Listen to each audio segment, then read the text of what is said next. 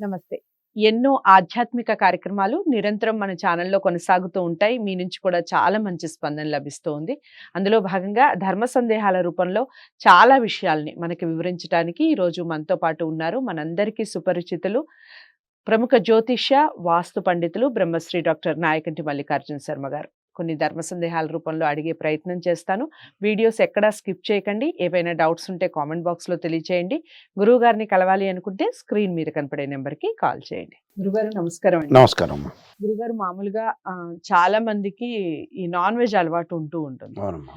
అయితే పూజలు నిత్యం చేసుకుంటూ ఉంటారు. ఇంట్లో పూజలు చేయడమే కాకుండా నాన్ వెజ్ తిని కొంతమందికి గుడికి కూడా వెళ్తూ ఉంటారు. అవునమ్మా. అసలు పరగడుపున వెళ్ళాలి అని చాలా మంది మీలాంటి పెద్దవాళ్ళు కానివ్వండి, గుడికి వెళ్ళొచ్చిన తర్వాతనే వాటర్ తాగే సంప్రదాయం చాలా మంది ఇళ్లల్లో ఉన్న ఇలాంటి పనులు అంటే లంచ్ చేసి మాంసాహారాలు తిని ఇలా వెళ్ళని చూస్తూ ఉంటాం. దానికి ఎలాంటి సంకేతాలు ఉంటాయి? ఇంట్లో ఎలాంటి పనులు, ఇలాంటి పనులు చేయడం వల్ల ఏం జరుగుతుందంటారు? శాస్త్రం ఏం చెప్తుంది?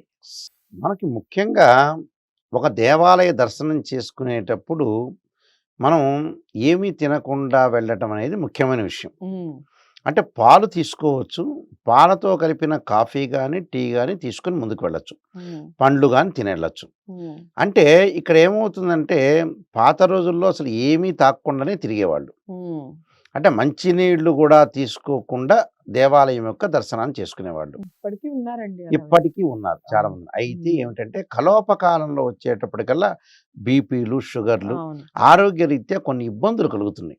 హ్మ్. అయితే మొట్టమొదటి కూడా సాంప్రదాయంలో ఏమిటంటే పాలు, కాఫీ, టీ తాగొచ్చు, పండ్లు తినొచ్చు. హ్మ్. హ్మ్. ఈ సాంప్రదాయం మొట్టమొదటి కూడా ఉంది. హ్మ్. తిని పూజకు కూర్చోవచ్చు, దేవాలయానికి వెళ్ళొచ్చు. ఓకే. దానిలో దోషం లేదు ఇక్కడ. హ్మ్. హ్మ్. దానిలో ఎట్టి పరిస్థితిలో కూడా దోషం ఉండదు. హ్మ్. అయితే మనం ఇంట్లో పూజ చేసుకునేటప్పుడు కూడా చేతగాని వ్యక్తులుంటారు. హ్మ్. అంటే శరీర మాధ్యమం అంటారు. హ్మ్. అంటే శరీరంలో ఏదైతే మనకు దోషం కలుగుతుంటుందో హ్మ్. శరీరాన్ని అనుసరించి వెళ్ళాలని ఆ భగవంతుడు చెప్పాడు. ఓకే. శరీరాన్ని అనుసరించి వెళ్ళండి అన్నాడు. హ్మ్. అనుసరించి వెళ్ళండి అంటే ఏదో భోజనం చేసో, టిఫిన్ చేసో వెళ్ళమని కాదు అక్కడ. హ్మ్. ప్రకృతిలోంచి వచ్చే పదార్థాలను మాత్రం తీసుకోండి, భుజించండి అన్నాడు. ఓకే. ప్రకృతిలోంచి ఏంటి పండ్లొచ్చినాయి. హ్మ్. యాపిల్ పండు ఉంటుంది, అరటి పండు ఉంటుంది. హ్మ్. ఆ! మరి పండ్లలో రాజైన మామిడి పండు ఉంటుంది. అవును. ఇవన్నీ కూడా పండ్లు తీసుకోండి అన్నాడు. హ్మ్. రకరకాల పండ్లు తీసుకోవచ్చు, తప్పు లేదు. హ్మ్.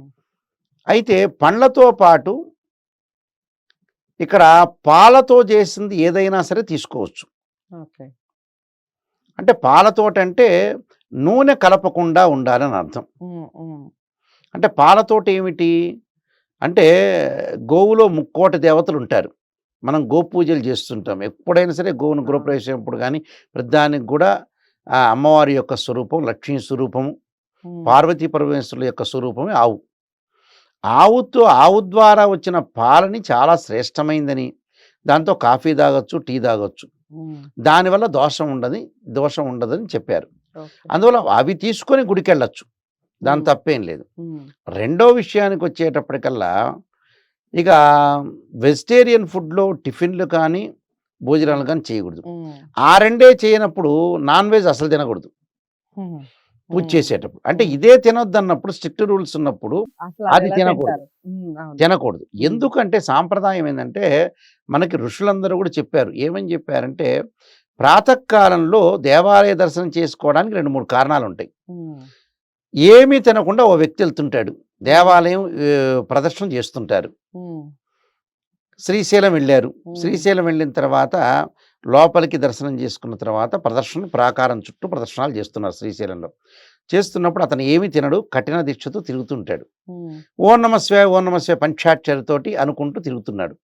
అంటే ఏ బాధలు లేకుండా కాన్సంట్రేషన్ తోటి కనీసం అరగంట పాటు అతను ఓం నమ శివాయ పంచాక్షరి చేసుకోవటం వల్ల ఏందంటే మానసికంగా బాధలు తగ్గుతాయి. హ్మ్. మనిషి మైండ్ అనేది కంట్రోల్ ఉంటుంది. మైండ్ ఫ్రీ అయిపోతుంది. ఓకే. మైండ్ ఫ్రీ కావటం అంటే ఏంది? అదివరకు రోజుల్లో ఉపవాసం చేస్తుంటారు. అవును. అంటే ఉపవాసం చేయటం వల్ల ఏందంటే ప్రతిరోజు కూడా మన శరీర ప్రక్రియలంతా కూడా మిషన్‌లాగా పనిచేస్తున్నాంగా, ఒకరోజు దాన్ని ఆపితే బెస్ట్ అని.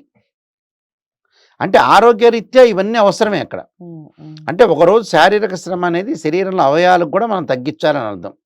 అలానే ఇలా తిరుగుతూ అక్కడ ప్రదర్శన శివుడి చుట్టూ ప్రదర్శన చేస్తుండగా వ్యాయామం అవుతుంది. కాళ్ళల్లో ఏదైతే నరాలకు శక్తి ఉంటుంది. అలానే బ్లడ్ సర్క్యులేషన్ అవుతుంది. జాతకపరంగా ఉండే దోషాలు కానీ, గ్రహ దోషాలు కానీ, భూత పిశాచల యొక్క దోషాలు కానీ ఇవన్నీ కూడా ప్రదర్శన చేయటం వల్ల తగ్గుతుంటుంది. అంటే భగవంతుడి యొక్క ఆకర్షణ పెరుగుతుంది, భగవంతుడి యొక్క అనుగ్రహం ఉంటుంది, శారీరక శ్రమ అవుతుంది, మనం తిరిగినట్టు ఉంటుంది, బ్లడ్ ఏదైతే ఉంటుందో సర్క్యులేషన్ జరిగే అవకాశాలు ఒకటి ఉంటాయి. అందువల్ల తినకుండా వెళ్ళండి అని చెప్పారు. ఒకటి ఈ కాలంలో తినటం కుదరలేదు, తిరగాలి, నేను ఉండలేకపోతున్నా అయినా కూడా తినచ్చు. కానీ టిఫిన్లు కానీ, భోజనం కానీ, నాన్ వెజ్ కానీ తినిగి పూజ చేయకూడదు, గుళ్ళకి వెళ్ళకూడదు. అది నిషిద్ధం. శుభ్రంగా స్నానం చేయాలి, ఆరోగ్యపరంగా మంచి బట్టలు కట్టుకోవాలి, ఉన్నంతలో వెళ్ళి ప్రదర్శన చేయాలి, భగవంతుడి యొక్క నామస్మరణ చేయడం చాలా మంచిది. చాలా చక్కగా వివరించారు. చాలా క్లారిటీ ఇచ్చారు గురువుగారు. చాలా మందికి ఇది అవసరమైన ధర్మ సందేహం అండి. చాలా మంది ఈ మధ్య కాలంలో గురువుగారు చెప్పినటువంటి విషయాలు పాటించని వాళ్ళనే ఎక్కువ మందిని చూస్తూ ఉన్నాం. టిఫిన్లు చేసేస్తూ ఉంటారు, లంచ్ చేస్తూ ఉంటారు. హాయిగా మనం ప్రదక్షిణ చేస్తే ఖచ్చితంగా గుడికి వెళ్ళినప్పుడు మనకు ప్రసాదం లభిస్తుంది.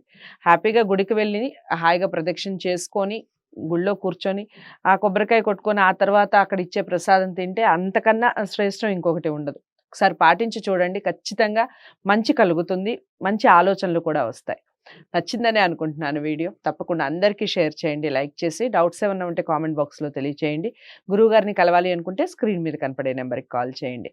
వీడియోని లైక్ చేసి షేర్ చేయండి, ఛానల్ని సబ్స్క్రైబ్ చేసుకోండి. మరో ధర్మ సందేహంతో మళ్ళీ కలుద్దాం. నమస్తే.